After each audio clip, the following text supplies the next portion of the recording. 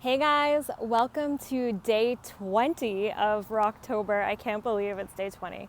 Anyway, today we are going to talk about feelings. And I know that I talked about feelings in day 3 as well as another video, so I will include those in the video description. But the reason I'm talking about feelings so much during Rawktober, or at least 3 times now, is because it's such a big part of the how to cope with the raw food lifestyle.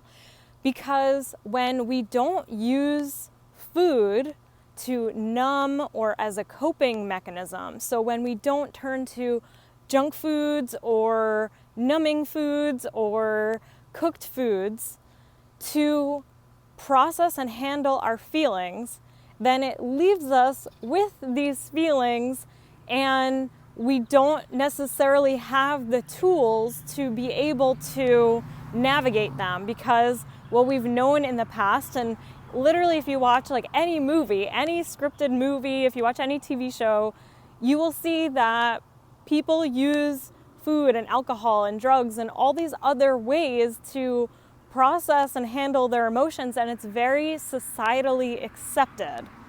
So it's really important when you come to this lifestyle that you find alternative ways to process and handle your feelings, particularly those negative ones, those ones that like anger and sadness that we have within us, and it's totally normal. Like, it's normal to have all of these feelings, but we often want to know how to cope with them in a healthy way when we're on this lifestyle. So what I'm going to talk about today are some ways that I handle and process negative feelings when they come up for me. And I'm going to be totally vulnerable here and say that in the past 24 hours, I've really gone through a lot of interesting feelings and emotions, and definitely a lot of sadness and anger and frustration have come up for me. So it's totally pertinent, and I really want to share this because I'm going to share with you what I do. So the first thing is that I always acknowledge my feelings. I get really honest about them because it helps me to identify what's going on, and it helps me to like look at the situation more objectively. So from a distance and as a witness, so that I can really like look outside of the situation and be an observer rather than like within it.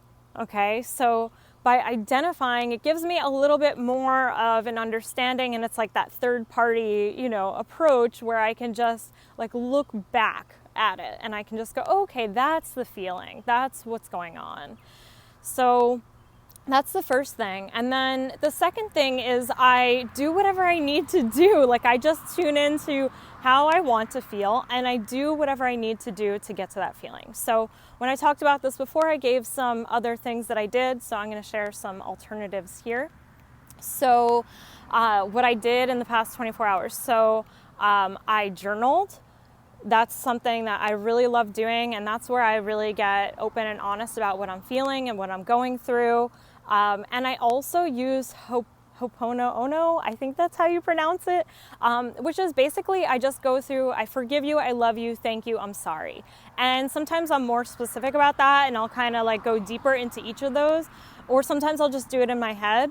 But whatever the situation is, whether it's like I need to forgive someone, so like I got messages on Facebook that were just not making me feel my best.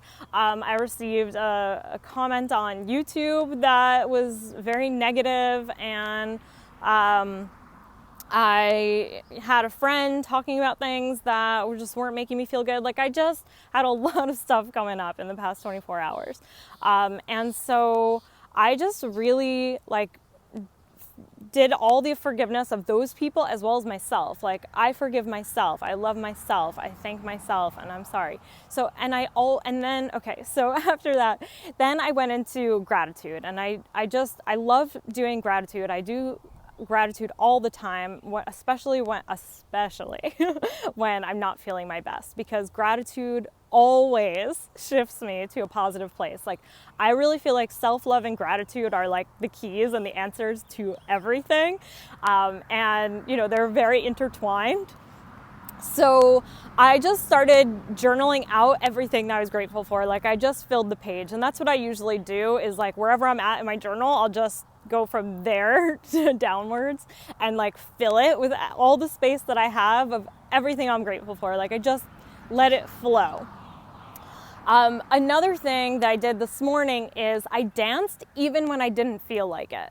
So I really wanted to dance, and okay, I'm not saying like ignore your feelings, like definitely acknowledge how you feel. But as soon as I acknowledged it and I just like really felt it and really allowed myself to feel it, then it was like, okay, I'm ready. I felt ready to move on and to feel better.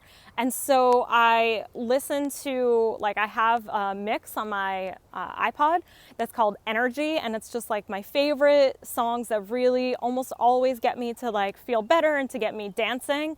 And so I was listening to that, and then when a song came on that really like got me dancing, I just danced even when I would have normally just walked, because I felt like I needed to do something to shift the energy, and dancing always helps me to like move the energy and shift the energy. And so there's a TED Talk that I will include in the video description that's all about how like the poses that we take really help to tell our brains like how to feel. And so you may understand it the other way around. So like how we feel dictates how we position ourselves, right? Like if you're feeling sad, you may kind of like sulk down. But it can work the other way too. So studies have shown that by like if you put a pencil in between your teeth and you just like fake a smile, or if you just fake a smile in general, it will actually help you to feel happier. And so for me, dancing, like even when I don't feel like it, helps me to feel better, as well as like power poses. So I honestly thought about doing this video while sitting down, because I was like, I'm just like processing so much. But I knew what I was going to be talking about, and I had to be an example for this. And honestly, like standing and doing this power pose has made me feel better just through the act of doing it, because it's like triggering my brain to help me to feel more powerful.